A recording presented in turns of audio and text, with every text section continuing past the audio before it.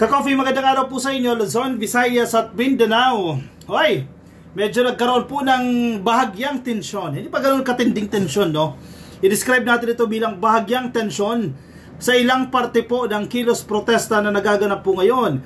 Meron kanina dyan sa may Ayala Bridge, kung saan sinunog po yung gulong ng container van na pangharang sana sa mga rallyista. At ang masaklap dyan, nung nahuli na, biglang nag-iiyak. Yung rallyista na nahuli na nagsunog, biglang umiyak. At hindi raw po nila ginawa yon, nakikinood lang daw po sila. Ayan na, kanya-kanya ng problema yan. Kanya-kanya ng linis yan. No, biglang iiyak, gagawa ng kasalanan, pag nahuli, iiyak. Yan ang mahirap eh. Pangalawa, nagkaroon din po ng bahagyang tensyon dyan sa Menjola. Okay ha? Ang nagpo-provoke, ito mga rallyista, hindi ko alam kung mga rebelde ito o rallyista. Yung mga police, in fairness sa police, we have to commend our Philippine National Police. Talagang maximum tolerance. Hindi sila pinapatulan eh. Nakaharang lang eh, kahit pagsusundutin na ng kung ano yan eh. Nung sumusobra na, nung sinasaway na, may nag-video. O, tingnan nyo yung mga police natin, ganyan yung mga police natin oh. Yan ang pinapalabas nila. Masama ang police ngayon. Aba, matindi no?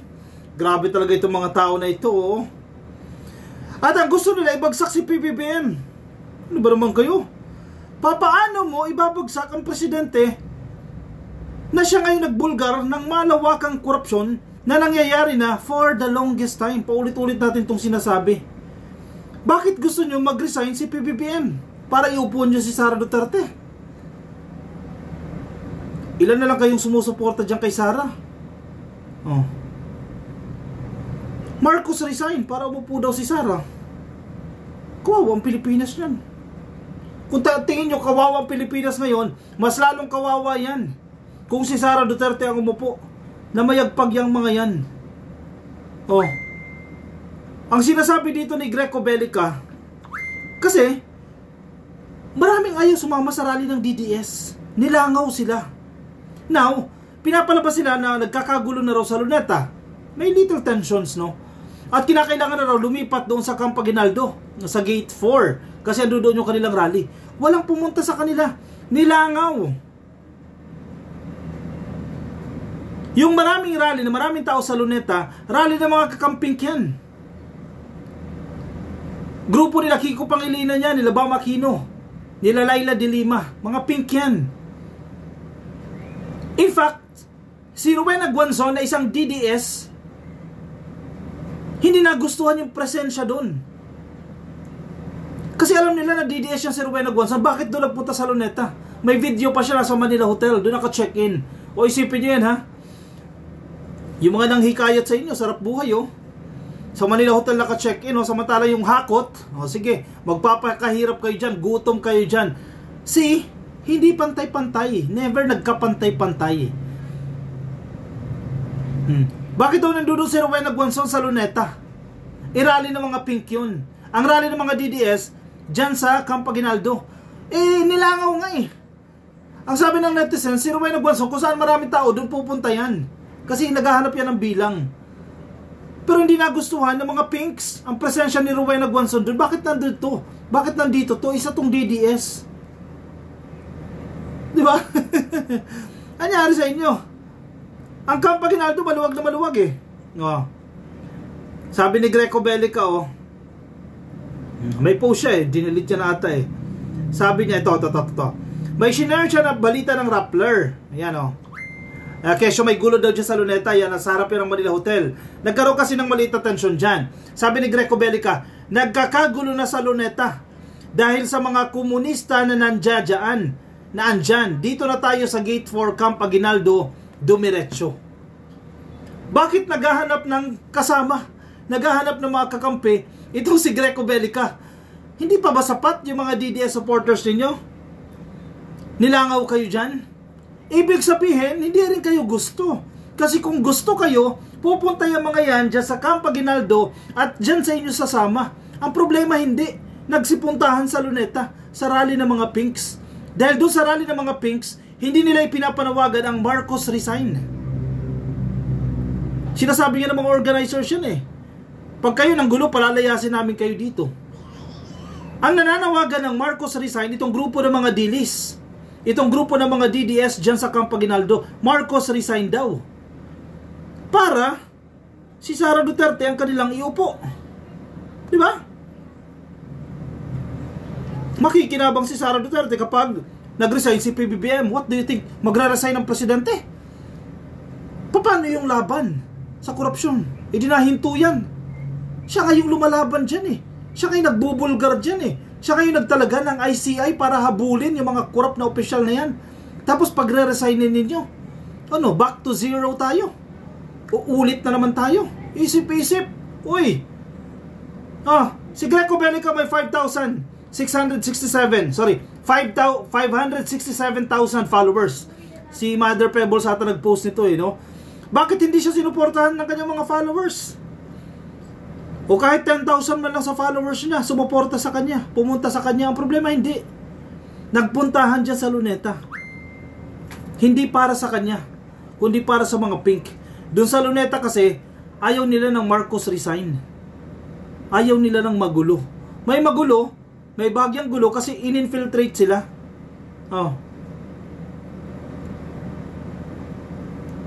Marcos resign? Seryoso kayo dyan sa Marcos resign para kay Sara? I-remind lang natin ang ating taong bayan si PBBM ang nagbulgar sa korupsyon na to na nangyayari na ng ilang dekada. Wala ni sino mang presidente ang naglakas ng loob na banggain ang mga politiko, ang mga congressman, ang mga senador, ang mga kontraktor, ang mga district engineers. Walang sino man ang naglakas ng loob na pahiyain yung mga yan, ibulgar yung mga yan sa kanilang mga kalokohan. Tanging si Presidente Marcos lang. Hoy, sip-sip na naman si Ka-Coffee. Yan na naman sasabihin, sip-sip ka talaga Ka-Coffee. Iyon ang totoo. Bakit? Nagawa ba ni Digong yan? Nagawa ba ni Pino yan? Nagawa ba ni Gloria yan? Alam na natin for the longest time, talamak yung korupsyon na yan Nagawa ba nilang pigilan yan? Si PBBM, puro salita lang? Hindi. May kasamang aksyon. Si Digong puro salita. Si Digong alam niya na, 2019, mayroon siyang interview. Sabi niya talamak ang korupsyon sa DPWH at magsasagawa siya ng audit. Nasaan yung audit? May nakulong ba dyan sa audit? Wala. Hinayaan lang yan, namayagpag lang yan. Si PBBM, nung nalaman niya yan, anong ginawa agad? On-site inspection. Matapos ang kanyang State of the Nation address, matapos siyang sabihin niya, anong ginawa? O sige, mag-inspection tayo. Tingnan natin kung talaga nag-exist yung mga flood control projects na yan. Pinuntahan niya. Ano sunod na ginawa? Pinalitan si Bonoan. Diyan sa DPWH. Inilagay yung pinakamahusay niyang tao. Ano sunod na ginawa? Binuo itong ICI. Dahil hindi naman pwedeng umaasa tayo sa investigasyon ng House of Representatives at investigasyon ng Senado. Dahil ang ilan sa miyembro ng mga to sangkot dito sa anomalya tapos sila mag-iimbestiga sa sarili nila. Hindi tayo aasa dyan. Gumawa ng Independent Commission for Infrastructure o ICI ang presidente. Inilagay yung mga tao na may matinding kredibilidad, may integridad, pinagkakatiwalaan ng presidente na talagang walang sisinuhin. Mabibigat ng mga tao na yan. Umaasa na mapapabilis ang investigasyon at may makukulong tayo dito nang dumadaan sa tamang proseso, sa due process. Ang sinasabi kasi ng ilan, bakit ang tagal naman? Sabi nga ni Sara Duterte, isang araw lang daw yan Style ni Digong yan. Kailangan pa rin natin ng due process. Halimbawa, ikaw inakusahan. Siyempre, karapatan mo rin ipagtanggol ang sarili mo. Due process yan. Constitutional rights natin yan. Karapatan natin yan. Ilagay ninyo yung sarili doon sa accused. Yes, inis ka na. Kasi alam mo na siya ang nagnakaw, pero kailangan pa rin natin ng due process. Sundin natin ang ating konstitusyon, sundin natin ang ating saligang batas. Kung hindi tayo susunod dyan, labo-labo tayo. Kanya-kanya tayo. May sarili-sarili tayong batas, wala tayong patutunguhan. Due process pa rin. Hintay lang, kaunting tiis. At least nabulgar na yan. Kahit papano, nahinto na yan. Pinaglilinis na yung mga tao dyan sa DPWH. Winalis na ni Secretary Vince Dizon yung mga taong allegedly sangkot dyan. Naka-freeze yung mga accounts. Not just one batch. Nasundan pa ito ng another batch na mas marami. Na-freeze yung account. Yes, too late na yan dahil na-withdraw yung iba dyan. O yung iba dyan hindi pumasok. At least kahit papano may masimot tayo. Di ba? Makakuha lang tayo ng billions dyan eh, combined assets eh. Oh, malaking bagay na yan. Naisuko yung ilang mga luxury cars ni Bryce Hernandez. Dahil alam niya, inamin niya naman yan na nabili yan dahil sa mga ghost flood control projects. So may nakukuha tayo. O sunod natin sa mga diskaya. Ang presidente nagbulgar dito sa top 15 na contractors. Oh. Isa-isahin yung top 15 na yan. Kung lahat yan may mga luxury vehicles, masimot natin yan, malaking bagay yan. Tapos, gusto nyo Marcos resign? Nagpapatawa ba kayo? Paano mangyayari yan kung Marcos resign? Sige, pag-resignin nyo ang presidente. Sino na lang ang lalaban sa korupsyon? Marcos resign pa rin? Isip-isip kayo dyan. Para kay Sara Duterte. Paano maasikaso ni Sara Duterte? Huwag natin pag-usapan kung paano niya maasikaso. Unang-una, kaya ginagawa yan dahil si Sara, base sa ating konstitusyon, kapag nag-resign ng presidente, si Sara Duterte ang papalit, hahalili. Now, kung nasa kanya ang posisyon, paano niya maaasikaso yan, ang Pilipinas? Busy siya sa tatay niya. Maya-maya nga nasa ibang bansa eh. Hindi nga natin maramdaman. And by proven case na yan. Yung pagwawalda sa confidential funds. Paano pa kung naging presidente yan? Billions of pesos ang hahawakan na pondo niyan. Ubos ang pera ng taong bayan dyan. Tapos, gusto nyo Marcos resign? May mga nakausap akong pinks. Mga dilaw ha. Bagamat inis ako sa ilang mga dilaw dahil masyadong entitled eh. Yung ilang mga dilawan, kung anong opinion nila, kala nila yun ang supreme. Pasensya na kayo pero yan totoo. Sila ang mas mataas at mababa kayo sa opinion namin. Ganyan ang mga pinks, ganyan ang mga dilaw. Kaya pikon ako sa iba ha? Sa iba sa mga yan. Napakayayabang. Kami ang dapat masunod. Yan yung attitude ng mga dilaw eh. Hindi naman lahat, pero marami ganyan ang attitude. Kung anong prinsipyo namin, kung anong paniniwala namin, dapat gumaya ka sa amin. Dahil kung hindi, mas mababa ka sa amin. Ganyan mag-isip ang mga dilaw eh.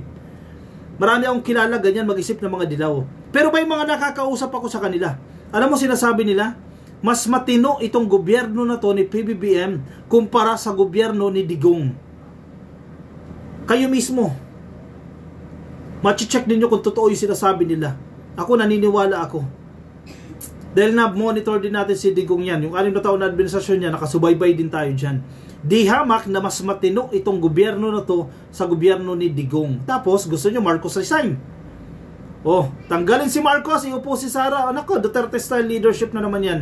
Pagtutukhangin na naman ng tao ng walang due process yan. Ay nako, isip-isip. Sige. Basahin natin itong sinasabi ni Yusek Claire Castro sa kanyang pahayag. Baka kinakalimutan nila ang Pangulo mismo ang nagpasimula ng pag-iimbestiga na ito dahil nakita niya ang dulot ng mga maanumalyang flood control projects sa nakaraang ilang buwan. Correct. Yun yung paulit-ulit kong sinasabi kanina. Huwag natin kalimutan ang presidente ang nag-initiate Ang presidente ang nagpasimula nitong investigasyon na yan. Kahit pinasimula pa ng ibang grupo yan, kung hindi suportado ng presidente, it will never prosper. Ang presidente ang nagpasimula niyan at pinatutukan niya talaga yan. Hindi puro salita sa zona lang. Ano ang gusto nilang ipanagot sa Pangulo? Siya mismo ang magpa-imbestiga siya mismo ang nagpa-imbestiga rito. Correct. Oh. Tapos Marcos resign pa rin. Sinabi rin po ng Malacanang na ang presidente natin ay nakamonitor, definitely. Nakamonitor siya sa sitwasyon ng mga nagpuprotesta ngayong araw. Sabi po ni Yusek Claire, no? Sa kanyang ika-4 na zona, inatasan po ng Pangulo ang DPWH mismo na mag-submit ng listahan ng flood control projects sa nakalipas na 3 taon. Pero kakofi dyan sa ICI, ang coverage na nila, 10 years na po yan. From 2016 to 2025, yung mga projects na yan. Again, infrastructure ito Marami-rami po ang trabaho nitong ICI na to. Kaya nga sana sige, yung pinakamagagaling na lawyers, i-hire na yan dahil marami-rami silang trabaho. Importante din kasi, mabilis nila itong actionan. Flood control projects pa lang Sandamukal na flood control projects yan O idagdag mo pa yung mga roads, di ba? Mga bridges. Napakarami pa po mga infra projects. Ang mga eskwelahan sa Department of Education na DPWH din po ang nagko-construct. Napakarami yan na kinakailangan pong bantayan at imbestigahan nitong ICI. Tapos gusto nyo presidente mag-resign. Paano yung laban natin dyan? Gusto nyo pa ba mag-back to zero? Ulit-ulit tayo sa umpisa? Diba? Andito na tayo oh. Ang taas na ng momentum. Hindi na to joke. Talagang seryoso yung gobyerno, seryoso yung administrasyon. Nandito na tayo sa level na ito. We have to push through with this investigation at mapanagot yung mga dapat mapanagot ng mabilis. Hindi naman agad-agad kasi kinakailangan din dumaan sa due process. Sasayangin pa ba natin yung momentum na yan? Nandiyadyaan na tayo, di ba? Dahil gusto lang mag-resign si PBBM para iupo si Sara Duterte. Diyos me, yung Marimar. Huwag tayong umabot sa ganyang sitwasyon. Ang ganda na ng momentum natin. Mapapanagot na natin. Unti-unti nang sinisingil. Unti-unti nang nananagot itong mga sangkot dito sa flood control projects. Di ba? Yung mga marireveal pa na pangalan sa investigasyon ng Senado, lalabas at lalabas na, hindi even yung mga ebidensya. Kahit pa paano may takot sila ngayon. Tapos, ititigil ninyo yung investigasyon na yan para lang kay Sara Duterte. Para maupo si Sara Duterte. Unbelievable. Huwag tayo magpabudol sa ganyang narrative. Siya, sige. I-komento ang inyong opinion, reaction. May mga gusto po kayo sabihin, lagay dyan sa ating comment section para mabasa na rin po yan ang iba natin mga ka-coffee. Yung mga nasa Facebook po, please like and follow. Huwag po kakalimutan, like and follow. YouTube, subscribe. TikTok, subscribe. Ay nga pala, bago ko makalimutan, may nagsabi sa akin ha, hinakot daw po sila. Ito ha, yung mga nagrally dyan sa Luneta, hindi lahat yan totoong sincero sa kanilang pakikipaglaban. Yung iba dyan, hinakot daw. Ang bayad daw po sa kanila ay 1,500. Hinakot sila whole day para sa rally na yan. Okay? Isipin nyo na ka-coffee. I hope you get my point, no? Yung iba dyan, pera-pera lang din ang habol dyan. O siya, sige, i-komento po ang inyong mga nais sabihin. Please like and share na rin po ka-coffee itong video na to para marami po ang maabot ng ating impormasyon. I'll see you ka-coffee in my next video. Maraming salamat po sa inyo. Bye-bye.